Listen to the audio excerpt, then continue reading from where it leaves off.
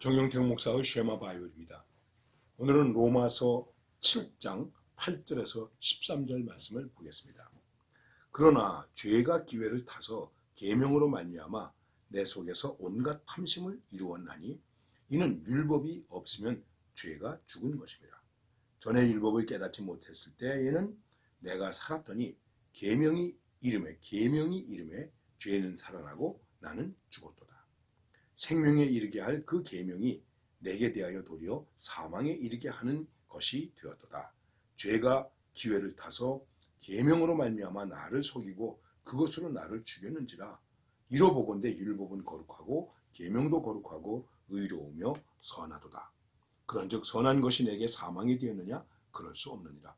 오직 죄가 죄로 드러나기 위하여 선한 그것으로 말미암아 나를 죽게 만들었으니 이는 계명으로 말미암아 죄로 심히 죄되게 하려 함이라. 로마서 7장의 말씀을 한마디로 말씀을 드리면은 예수 믿기 전과 예수 믿은 이후에 우리의 모습에 대한 것을 이야기하고 있는 것입니다. 우리는 예수를 믿게 되었습니다. 예수 이전은 어떻게 되는 것입니까? 죽은 것이다. 죽었다.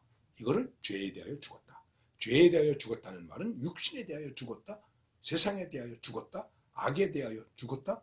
율법에 대하여 죽었다. 법에 대하여 죽었다. 관습과 전통에 대하여 죽었다. 죽은 것이에요. 이제는 예수님으로 말미암아 영의 자유함을 누리며 사는 것입니다. 그런데 이게 뭔가 자꾸만 우리는 이 율법에 대해서 지난 것에 대해서 자꾸만 생각하게 되는데 왜 그럴까요? 아직도 자유롭지 못하는 것이죠. 아직도 예수님에게로 내가 완전히 소속을 바뀌지 못한 것이다. 이렇게 얘기하시는 것이죠. 근데 그게 뭘까요? 바로 죄죠. 죄가 틈을 타는 거예요. 그래서 탐심 하나만 가지고 얘기하는 것이 아니라 죄가 우리에게 틈을 타서 자꾸만 우리로 하여금 죄를 짓게 만드는 것이죠. 죄를 지면 어떻게 되겠습니까? 법이 생각나겠죠. 그럼 법 앞에서 나는 죄인이 되겠죠. 그리고 그 죄 때문에 나는 뭐가 되겠습니까? 죽은 자가 되는 것이죠. 그러면 죄가, 율법이 나를 죽은 자로 만들어 버리는 거예요. 그러면 이 율법이 나쁜 것인가? 그렇지 않다. 왜? 우리의 죄를 깨닫게 해주는 그런 것이기 때문에. 오히려 법은 거룩하고 계명도 거룩하고 의롭다, 선하다. 문제는 죄가 이 죄로 말미암아 죄 때문에 우리가 그 앞에서 죽은 자가 되고 법을 어기는 자가 되고 그리고 세상에 대하여 다시 살아나는 자가 되는 것이다. 그것을 얘기하고 있는 것입니다. 그렇다고 해서 이 선한 것이 우리에게 사망이 되었느냐? 그렇지 않다. 오히려 우리로 하여금 죄를 드러나게 해주고 죄를 깨닫게 해주고 이것으로 말미암아 나를 죄에서 죽은 자로 만들었기 때문에 계명으로 말미암아 심히 죄로 죄되게 하기 때문에 어떻게 되는 것입니까? 아, 나는 죄인이로구나. 그리고 하나님의 은혜를 구하게 되는 것이죠. 그런 율법에 대한 법에 대한 좋은 점을 우리에게 깨우쳐주고 있는 것입니다. 그러면서 이 말씀 속에서 여러분과 제가 다시 한번 생각해야 될 것은 무엇입니까? 우리는 예수님에게 속한 자이다. 그래서 14절 말씀을 보세요. 14절 이렇게 말씀하고 있습니다. 우리가 율법은 신령한 줄 알거니와 나는 육신에 속하여 죄 아래 팔렸도다. 그러니까 하나님이 우리에게 주신 하나님의 법이 신령한 것인데 율법이 신령한 것인데 양심이 신령한 것인데 나는 육신에 속해서 죄 아래 팔려서 죄의 종으로 사는 15절 내가 행하는 것을 내가 알지 못하노니 곧 내가 원하는 것을 행하지 아니하고 도리어 미워하는 것을 행함이라. 그러다 보니까 우리가 어떻게 되었습니까? 인간이 행하는 것이 원하는 것을 행하지 아니하고 도리어 미워하는 것을 행한다. 참 안타까운 일이죠. 그게 바로 무엇이겠습니까? 인간의 실존이다. 어떤 실존입니까? 모순된 실존이다. 여러분, 제가 예수를 믿은 지 꽤 오래됐습니다. 목회도 40년 이상 했습니다. 뭐 나름대로 이렇게 저렇게 활동도 하고 또 이렇게 뭐 유튜브를 통해서 여러분들에게 말씀을 전하기도 합니다. 그런데 저도 여러분들에게 고백적으로 말씀드리면 원하는 것을 하지 아니하고 원하지 아니하는 것을 할 때가 있을까요? 없을까요?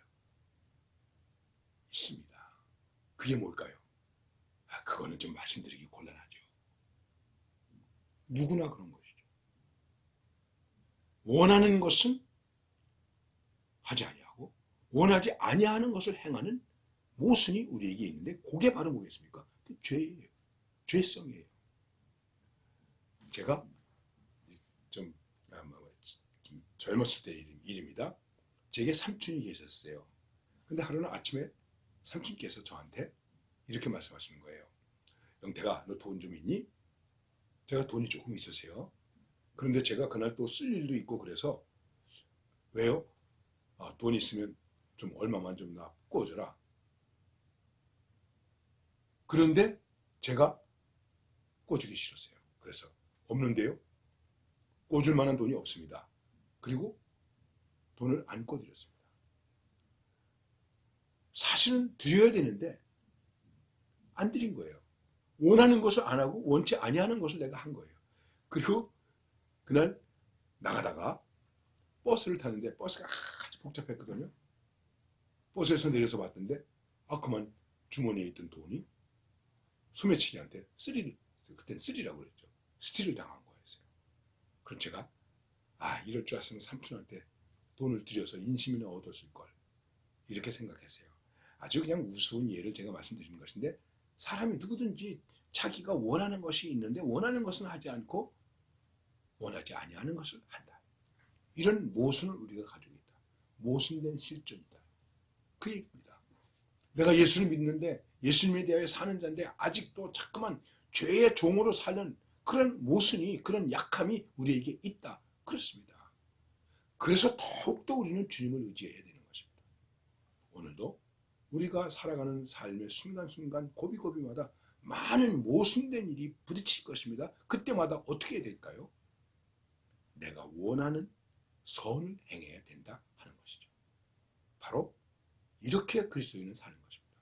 그래서 뭐라고 말하는 것입니까? 선한 싸움을 싸운다 말하는 것입니다. 치열하게 살아야 됩니다. 예수를 믿으면 편안하다고 생각할 수 있는데 이렇게 생각하면 본질적으로 우리는 치열하게 싸워야 됩니다. 악과 싸워야 되기 때문에. 그러나 반드시 여기에서 사도 바울처럼 선한 싸움을 싸워서 승리하는 믿음을 지키는 하나님의 사람들이 되시기를